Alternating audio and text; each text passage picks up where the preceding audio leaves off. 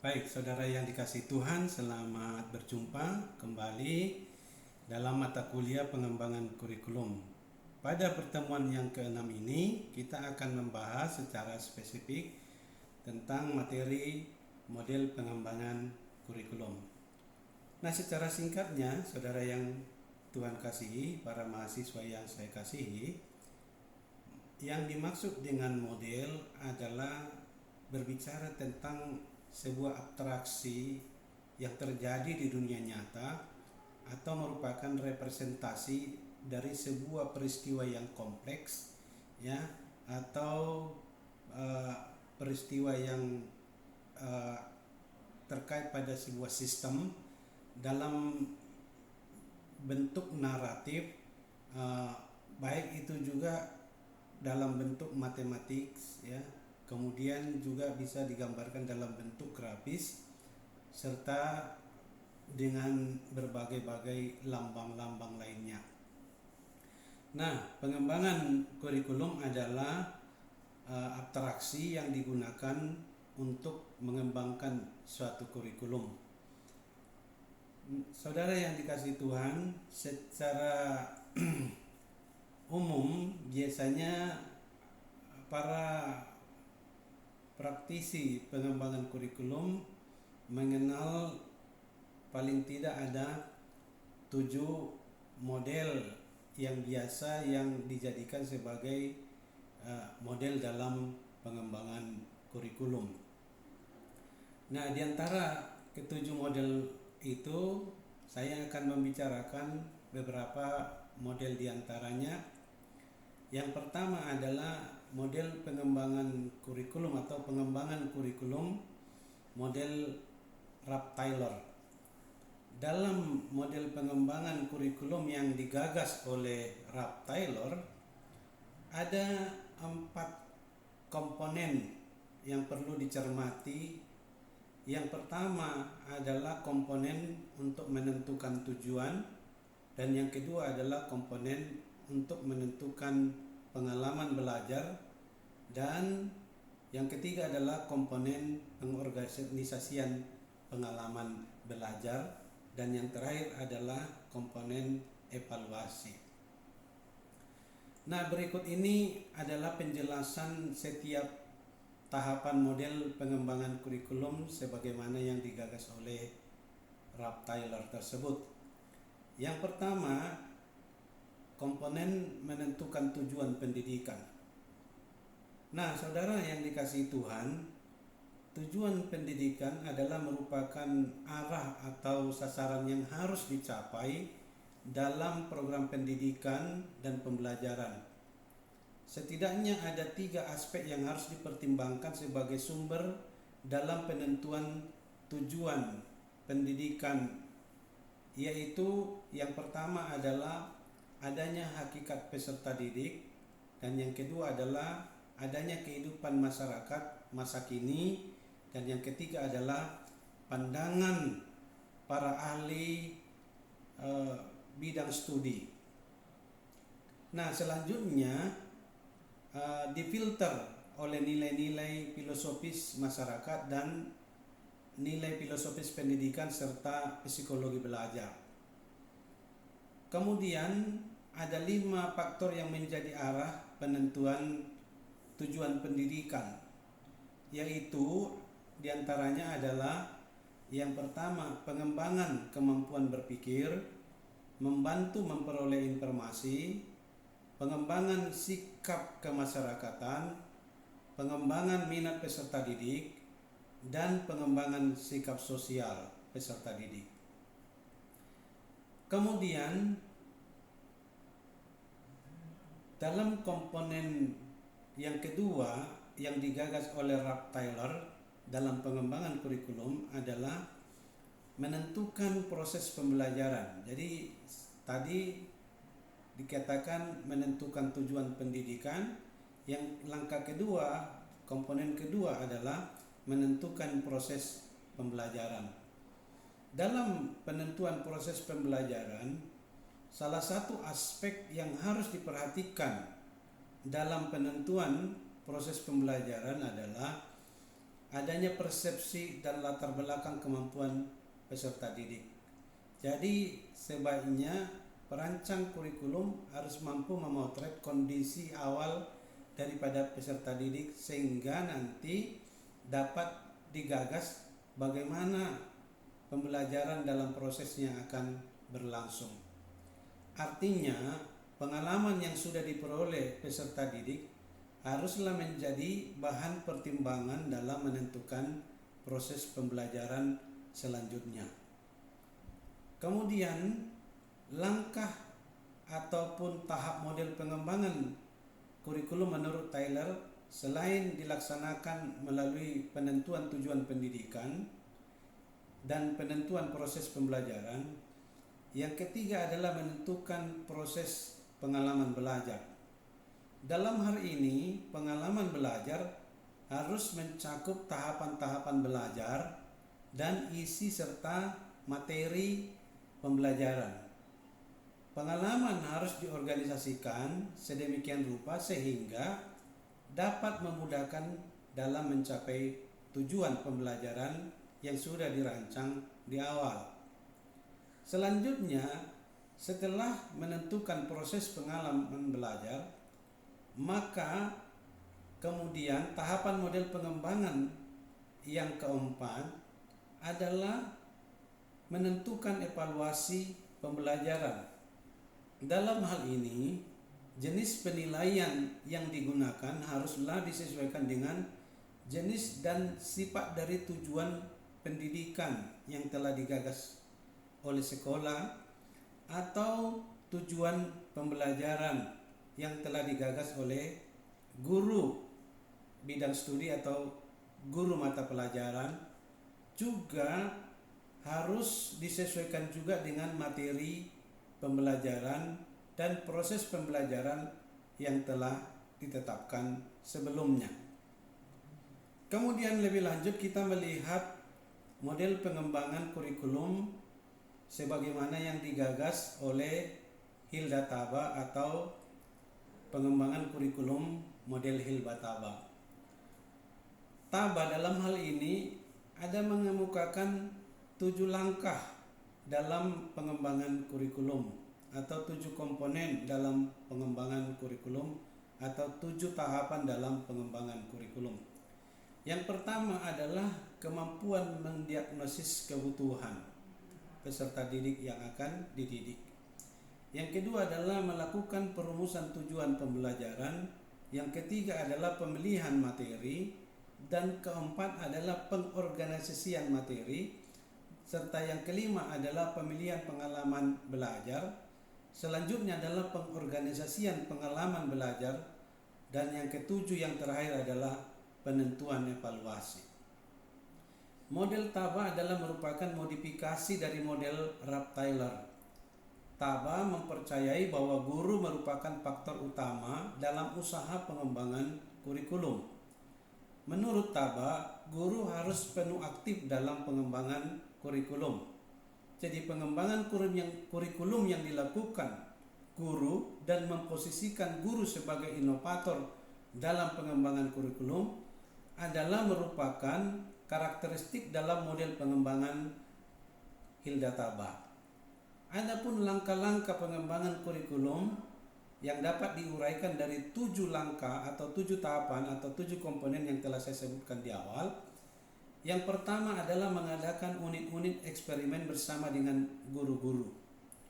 Dalam kegiatan ini, guru perlu mempersiapkan antara lain perencanaan berdasarkan pada teori-teori kurikulum yang kuat.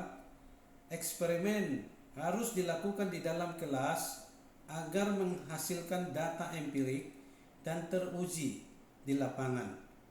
Unit eksperimen ini harus dirancang melalui tahapan-tahapan antara lain. Pertama, melakukan diagnosis kebutuhan, merumuskan tujuan-tujuan yang secara khusus atau lebih spesifik, lalu membuat pemilihan isi atau materi pembelajaran, kemudian mengorganisasi isi atau materi pembelajaran yang akan diajarkan oleh guru, kemudian memilih pengalaman belajar, mengevaluasinya, lalu kemudian melihat sekuens dan keseimbangan.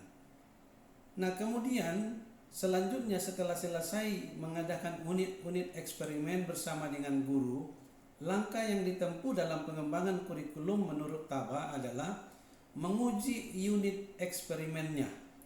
Unit yang harus dihasilkan pada langkah-langkah pertama, yaitu langkah unit-unit eksperimen, haruslah pertama sekali diuji cobakan di kelas-kelas eksperimen pada berbagai situasi dan kondisi belajar. Ya, kalau sekarang digunakan adalah melakukan asesmen penilaian tindakan kelas. Jadi menyusun model pengembangan kurikulum, kemudian mengujinya di kelas-kelas sebagai eksperimen-eksperimen, sampai kemudian model tersebut dinyatakan valid atau tidak ada lagi hal-hal yang menjadi kendala dalam melaksanakan atau mengimplementasikan model yang telah disusun tersebut. Kemudian sesudah itu dilakukan pengujian untuk mengetahui tingkat validitas dan kepraktisan sehingga dapat menghimpun data untuk penyempurnaan daripada model tersebut. Kemudian selanjutnya langkah selain menguji eksperimen, menguji dalam unit eksperimen, juga mengadakan revisi dan konsolidasi. Perbaikan dan penyempurnaan dilakukan pada data yang dihimpun sebelumnya.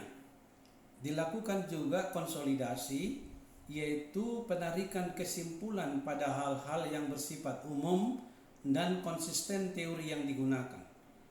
Adapun produk dari langkah ini adalah berupa teaching learning unit yang telah teruji di lapangan.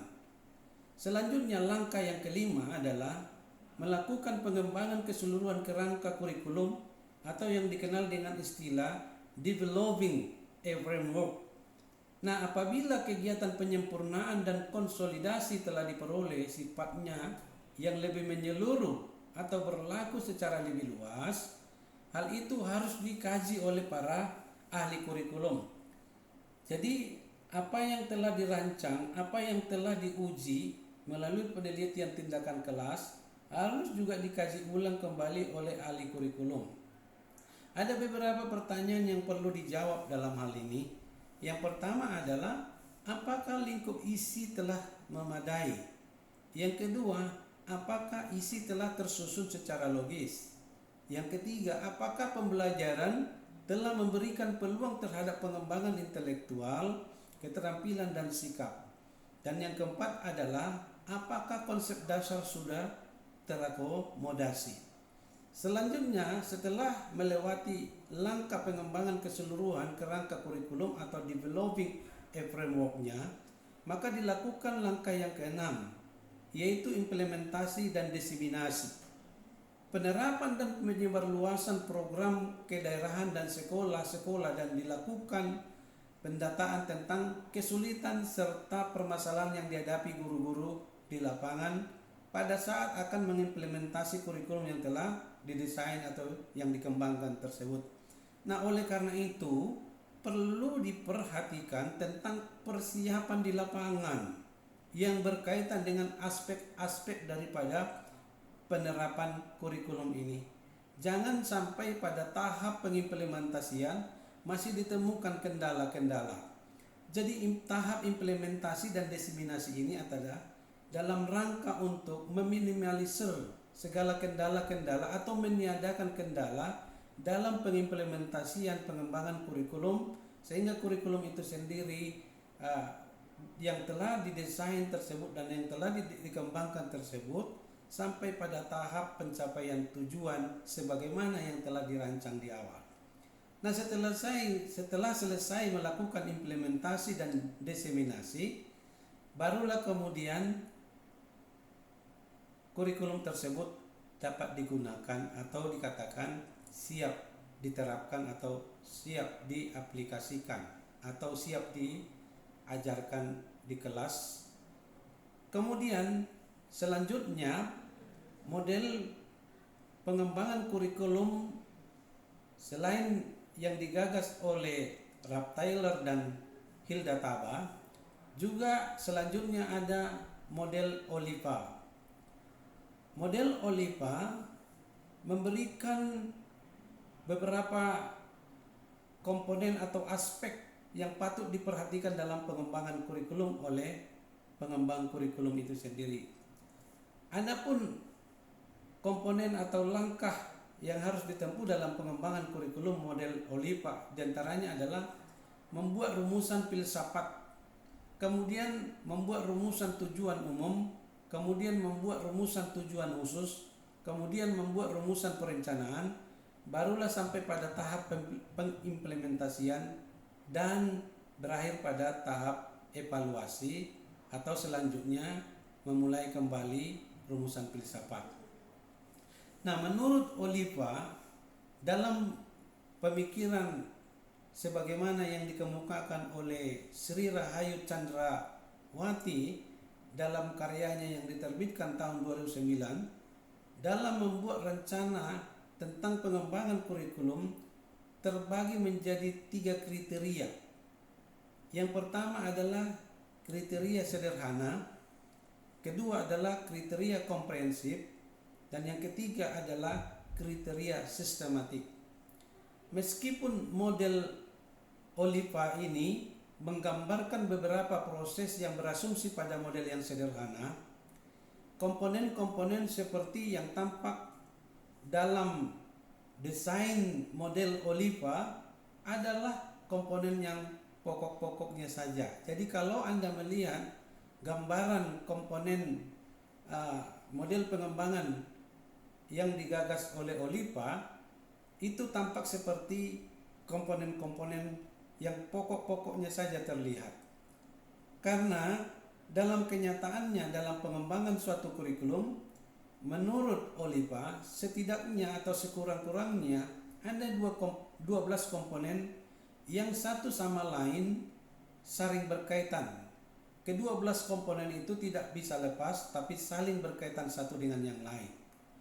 Dari bagian di atas yang kalau Anda lihat gambaran model kurikulum OLIPA, pengembangan kurikulum model OLIPA, model pengembangan kurikulum yang terdiri dari 12 komponen yang harus dikembangkan antara lain adalah membuat pernyataan filsafat.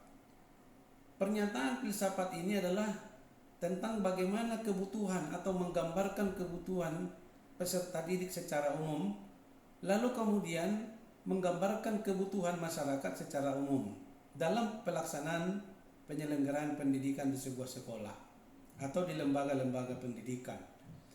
Kemudian komponen yang kedua adalah memikirkan spesifikasi kebutuhan peserta didik secara khusus dari yang umum tersebut. Kemudian melanjutkan kepada komponen yang ketiga, yaitu memikirkan spesifikasi kebutuhan disiplin ilmu dari mata pelajaran yang akan diampu oleh guru. Selanjutnya adalah membuat spesifikasi tujuan umum daripada kurikulum.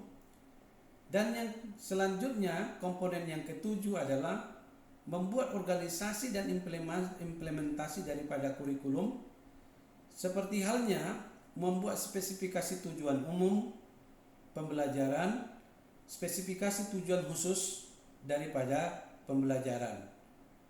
Lalu kemudian komponen yang ke-8 dari 12 komponen yang digagas oleh OLIPA adalah melakukan seleksi strategi pembelajaran. Komponen yang ke-9 adalah melakukan seleksi pendahuluan teknik evaluasi, di mana hal ini ada seleksi akhir dan teknik-teknik evaluasi yang dapat dikemukakan atau disampaikan untuk sebagai instrumen daripada alat evaluasi itu sendiri. Dan komponen yang ke-10 adalah implementasi pengajaran atau strategi. Dan yang ke-11 adalah melakukan evaluasi pembelajaran. Terakhir, komponen yang ke-12 adalah melakukan evaluasi kurikulum secara menyeluruh. Nah, ke-12 model tersebut digambarkan OLIPA dalam bentuk segi 4 dan lingkaran. Segi 4 menggambarkan tentang proses daripada perencanaan kurikulum itu, sedangkan lingkaran menggambarkan proses operasional daripada kurikulum itu sendiri.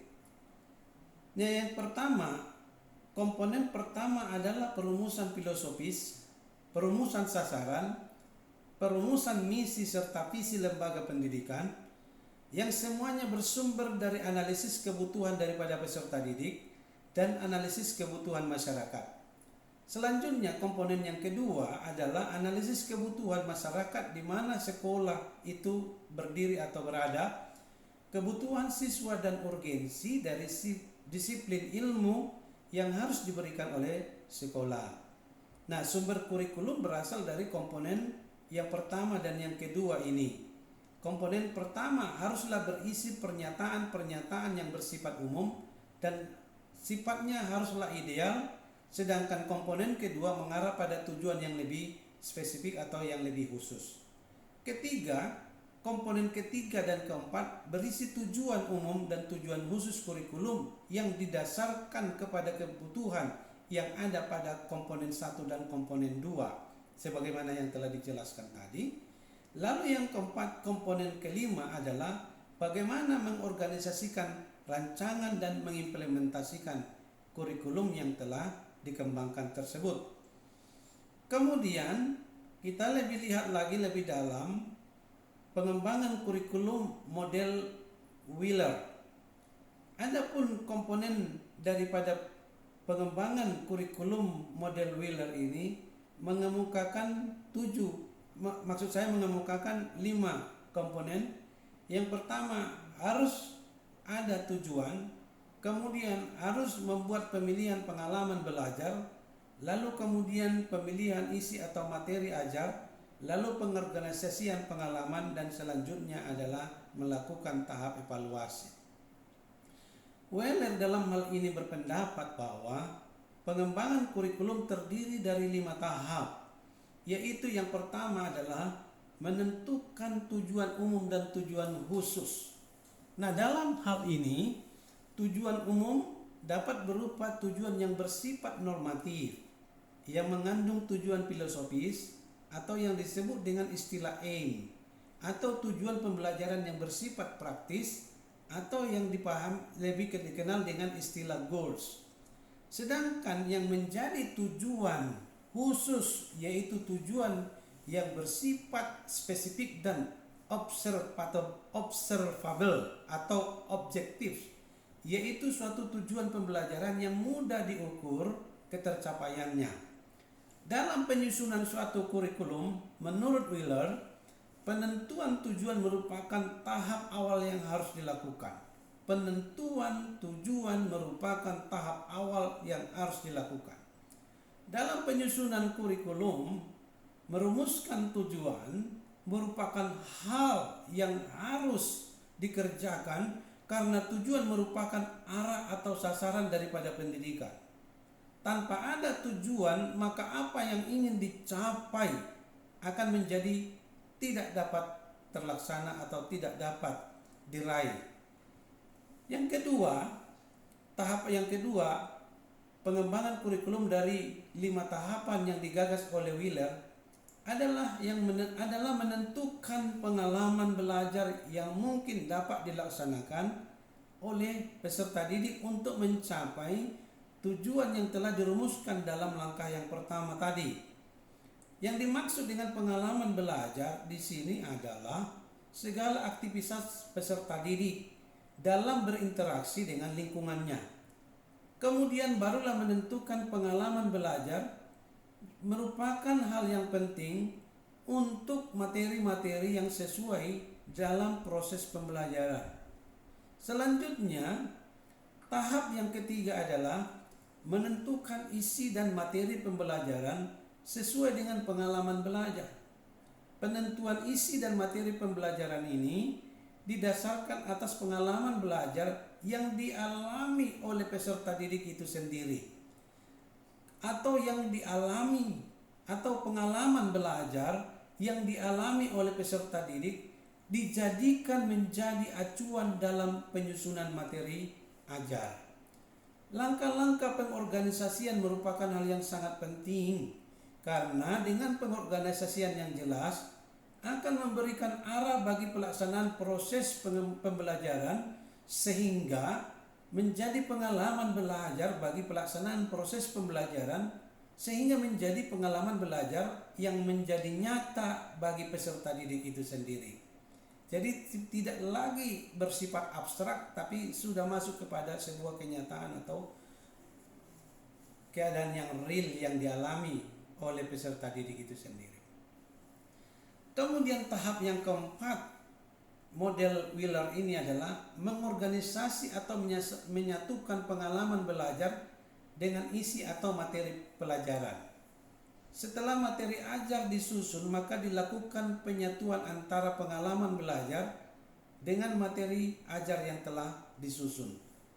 Hal ini bertujuan agar terjadi hubungan atau kesinambungan antara pengalaman belajar dengan materi ajar, sehingga proses belajar mengajar dapat berjalan dengan baik dan menghasilkan perolehan hasil yang maksimal. Kemudian tahap yang kelima, tahap yang terakhir dari model Wheeler ini adalah melakukan evaluasi setiap fase pengembangan dan pencapaian tujuan. Tahap evaluasi merupakan tahap yang sangat penting. Hal itu karena proses penilaian atau evaluasi dapat memberikan informasi tentang ketercapaian daripada tujuan yang telah ditetapkan sebelumnya. Dengan evaluasi ini, maka akan dapat diketahui apakah kurikulum yang diterapkan itu berjalan dengan baik sesuai dengan tujuan yang ingin dicapai oleh sekolah tersebut. Selanjutnya kita melihat model pengembangan kurikulum model Audrey dan Nichols. Model Audrey dan Nichols mengusulkan juga 5 komponen atau tahapan dalam pengembangan kurikulum. Secara rinci atau secara umum, sebelum saya jelaskan, rinciannya adalah seperti berikut.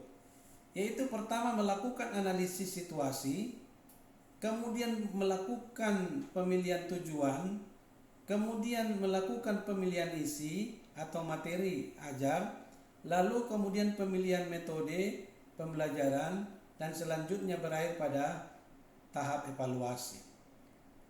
Dalam bukunya Developing Curriculum, a Principle Guide yang ditulis tahun 1978, Audrey dan Howard Nichols mengembangkan suatu pendekatan yang cukup tegas, mencakup elemen-elemen kurikulum dengan jelas dan dilakukan secara ringkas. Buku tersebut sangat populer di kalangan pendidik, khususnya di Inggris pada masa itu, di mana pengembangan kurikulum pada tingkat sekolah sudah digagas lama dan sudah ada. Nichols menitik beratkan pada pendekatan pengembangan kurikulum yang rasional, khususnya kebutuhan untuk kurikulum yang muncul dari adanya perubahan situasi. Mereka berpendapat, saya coba kutip pendapatnya Audrey dan Nichols, change should be planned and introduced on an irrational and valid this according to logical process, and this has not been the case in the vast majority of changes that have already taken place. Artinya, menurut Nichols dan Audrey, perubahan haruslah direncanakan dan diperkenalkan secara rasional dan haruslah valid. Ini harus sesuai dengan kepalitannya, ini haruslah sesuai dengan proses logis, dan ini belum pernah terjadi pada sebagian besar perubahan yang telah terjadi. Selanjutnya, model pengembangan kurikulum selain daripada model yang telah digagas oleh Audrey dan Nichols adalah model Skillberg.